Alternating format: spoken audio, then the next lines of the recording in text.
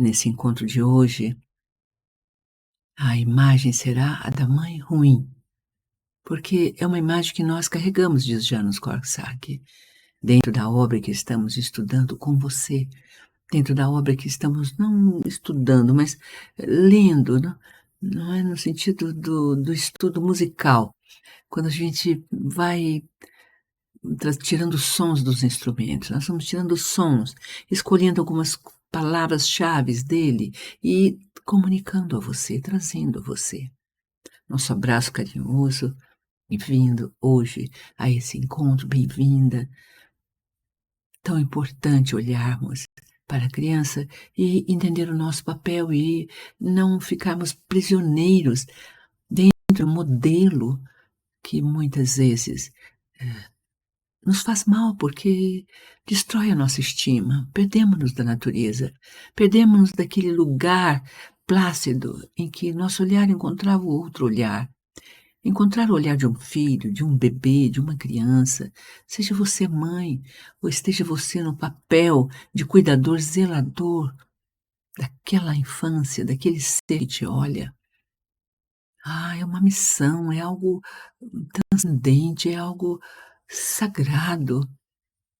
É como o Camponio olha, humilde, olha a sua semente e coloca nas mãos e joga depois na terra, porque dali ele vê não só aquela semente, ele vê a colheita futura, o alimento à mesa. Uma criança é isto, é o futuro nosso humano, é o progresso humano da própria história. É apenas uma semente, um pequeno bebê. Mas ele vai fazer parte de uma história e ele pode transformar a si e, ao transformar-se, transformar também o mundo à sua volta. Então, Korczak, escolhemos um texto dele muito lindo.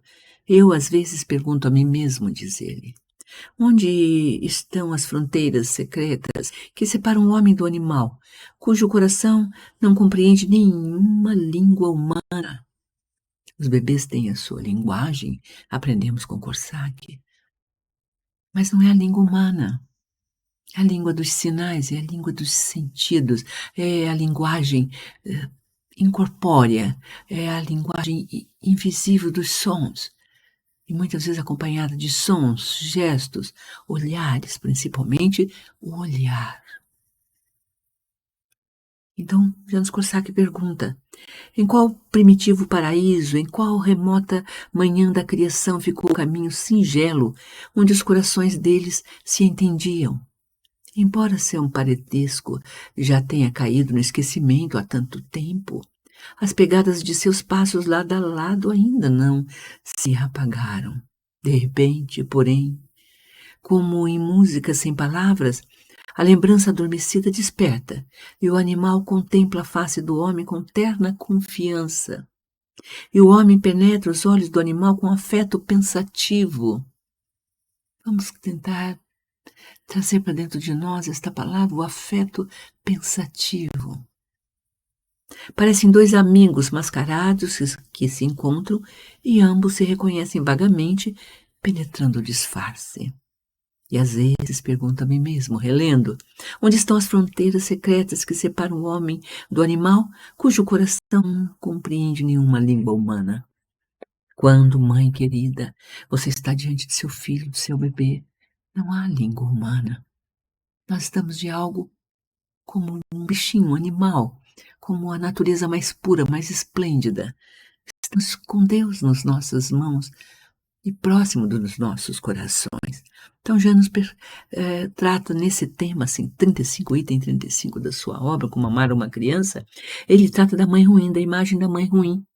Porque ele fala que, quando ele pergunta quando seu filho começou a andar, quando seu filho começou a falar, e a mãe cedo, às vezes fala, tarde, mas ela pensa antes de falar, com medo de errar, ou de parecer uma mãe ruim, ou de estar passando a imagem de uma mãe que não cuida, que não zela, como isso lhe pesa.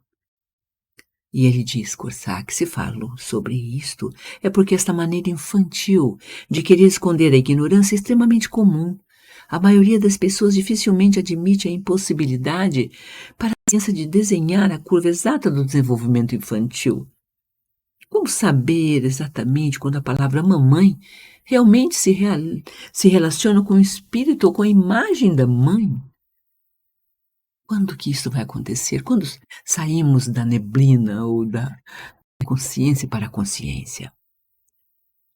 Então, aqui ele vai descrevendo ao longo do texto, muito lindo, os esforços que a criança faz para ficar em pé, a ajuda do adulto, como ele se apoia, quando começa a andar, arrasta, avança, ele fica cansado, ele às vezes se aquece no colo da mãe, não é por nada, ou procura e descai, desfalece até, porque está cansado de tentar, ele precisa ficar quieto.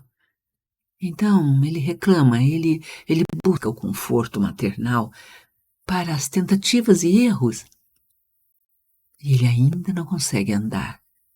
O gesto cansado com o qual deixa cair sua cabecinha no ombro materno não é necessariamente o sinal de uma doença grave, mas de uma leve indisposição. Enfim, as mães ficam tomadas dessa imagem perigosa de ser uma mãe ruim.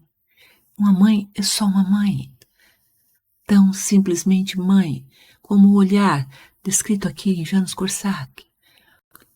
Um olhar singelo, e em Tagore, o olhar quando o afeto do pensamento toca o outro com sua distância. Como saber, está vendo, diz ele, em certa altura, que dizer mamãe significa que eu sei quem é e o que é a minha mãe.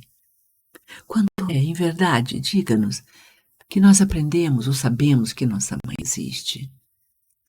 Muitas vezes convivemos ali em lutas e desencontros ou reencontros e buscas, e só sabemos que ela é mãe quando ela parte.